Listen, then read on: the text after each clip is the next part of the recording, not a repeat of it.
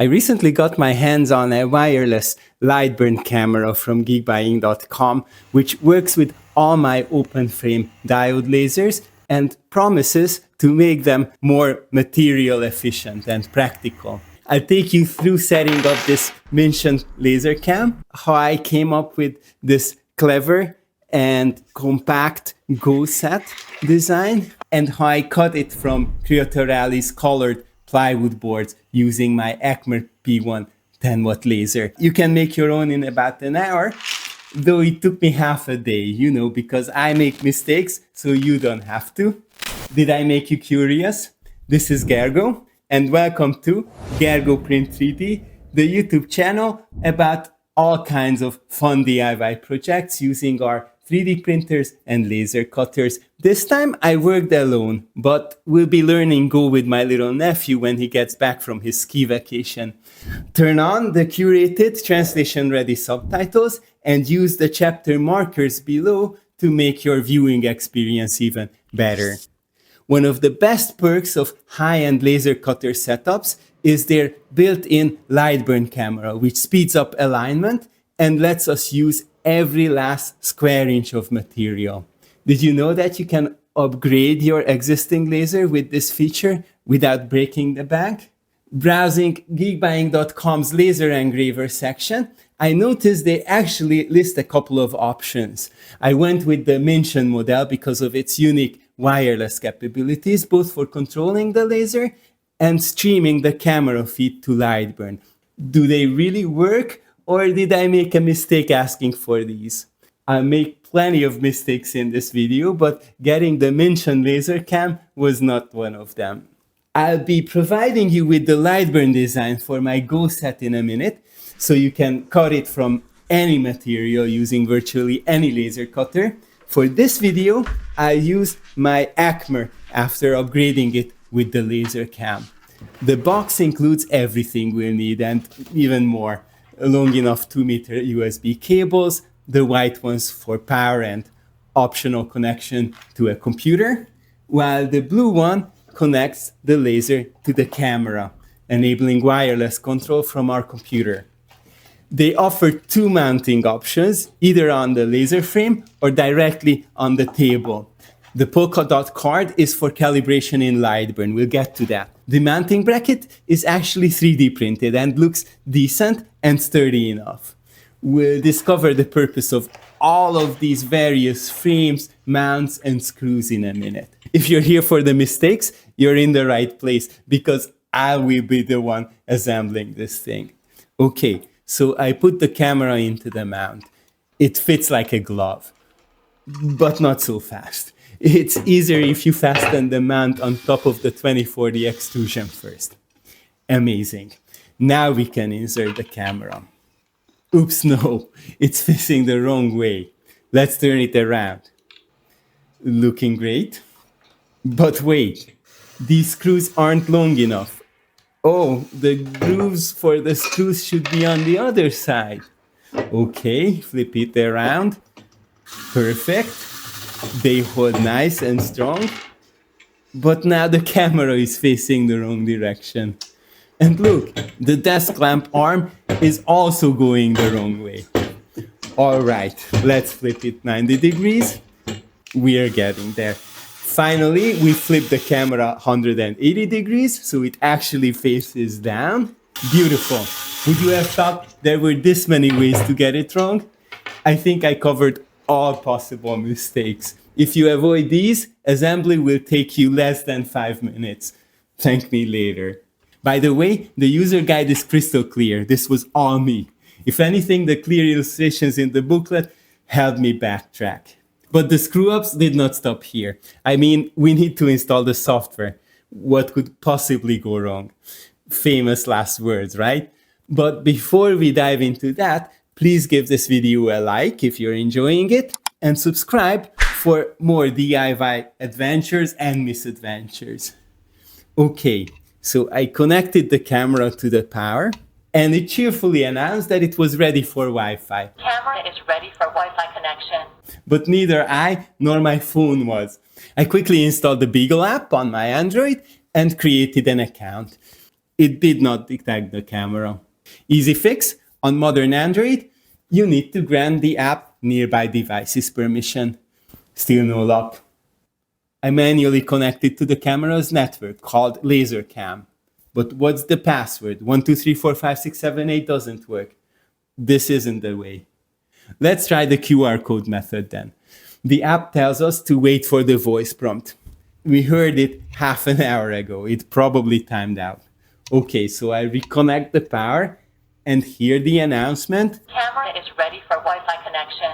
The app generates a QR code with our Wi-Fi information. I hope I blocked enough parts so I didn't just publish my actual credentials.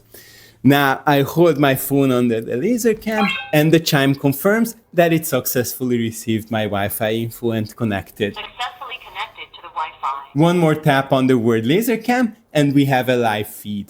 Look at that messy desk. Let's quickly pin the assigned IP address in my router. A good idea so it won't change over time. Just remember the IP address. Unlike me, I remembered 186 instead of just 86, which cost me another hour of going in circles. By the way, here's where you can update the firmware. Mine was already on the latest version, so I can show you the process. Now let's continue on my PC in Lightburn. No, it's not finding the laser automatically. That's for USB connections. We have to add it as a new GRBL device, set the connection type to Ethernet TCP, and input the IP address. The wrong one, of course.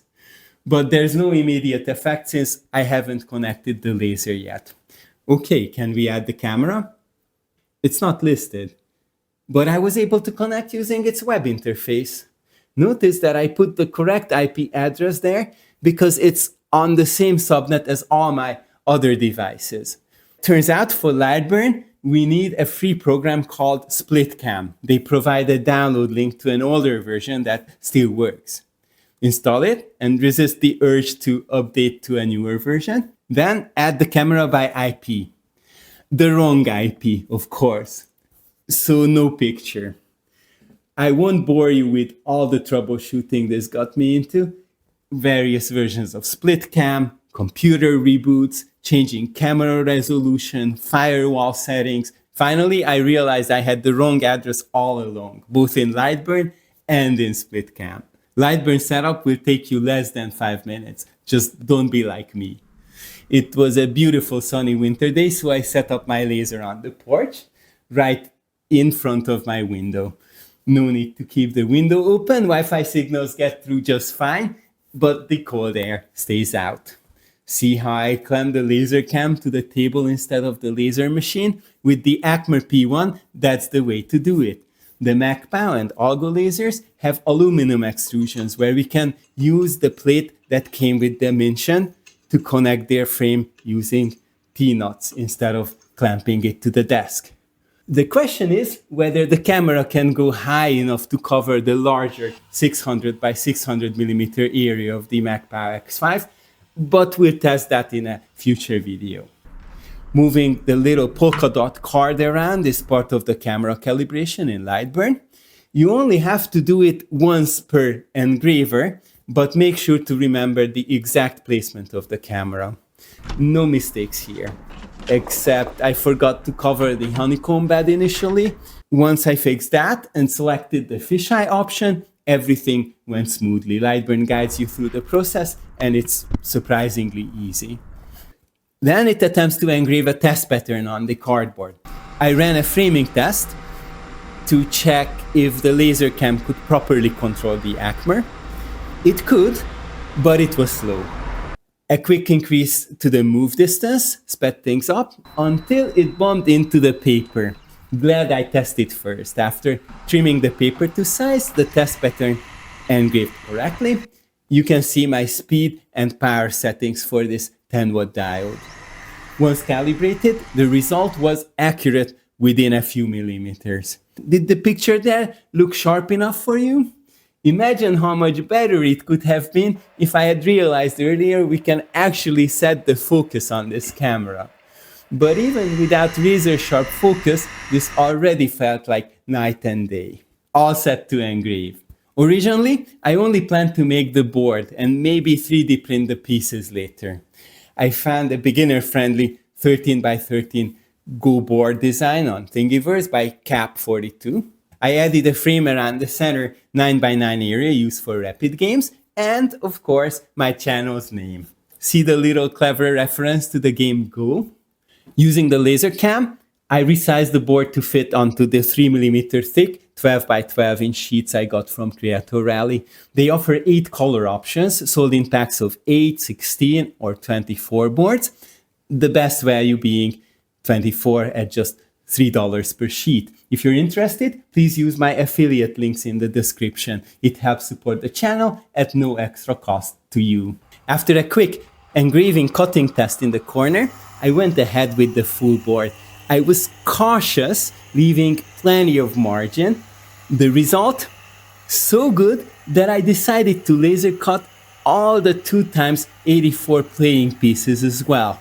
One set from Creality's red board, the other from the green, representing the Hungarian national colors.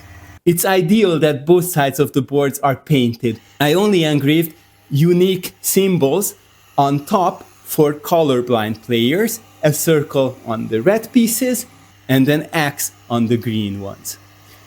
Look how close I placed the pieces to the edges using the laser cam. Even with 84 pieces, I barely used half of the colored boards. And this gave me another idea, designing a box where the board itself becomes the lid. I won't bore you with all the design details, but here's how I cut the pieces from the red and green boards. Precision mattered. If I had planned this from the start, I probably would have made the board a little bit smaller, but the accuracy of the Mintion Lightburn camera helped me make up for my lack of foresight. I even engraved all the involved logos onto the back of the board. Perfectly positioned thanks to the laser cam. You'll see my channel's name, a fun coincidence with the game Go. Geekbuying, who sent me the Mintion camera, Acmer, who provided the laser cutter, and Creality, who supplied the materials. Assembling the box was a breeze. The pieces fit together so well I didn't even need glue. I did make 2 small mistakes though. One was easy to fix, just flipping the box walls. The divider wall at the bottom has a lower side that should match the front wall's slot, while the taller side acts as a spacer to protect the board's hook mechanism from bumping into the back wall. The other mistake was in my design. I accidentally added finger joints on the top part, leaving perforations above the slot where the boards slide in. I've corrected it in the final version, but my prototype has those extra notches. No big deal though. The final result looks great. The pieces fit neatly into separate compartments, though mixing them probably would not cause any problems. We haven't tested the board in a real game yet, but the size of the pieces relative to the grid feels just right. And it's so satisfying to slide the boards into place. For now, I'm using rubber bands to hold everything together when packed away, but the updated design on Cult3D includes mounting holes for optional turn latches. If you get these exact boards from Creality, you can use my design without resizing or modifications. Big thanks to Geekbuying for the camera, the Lightburn license, and my MagPow laser. Links and coupon codes for all of these are in the description below. I know 3D printing is the main focus of this channel, and we'll be getting back to it next. Stay tuned for our look at the Creality K2 Plus combo, also from Geekbuying. Until then, check out my Acmer P1 review here, or my 3-month GD Tech Q1 Pro update here, if you'd rather go print 3D. What a way to work that in. Thanks for watching this Go Print 3D video all the way to the end.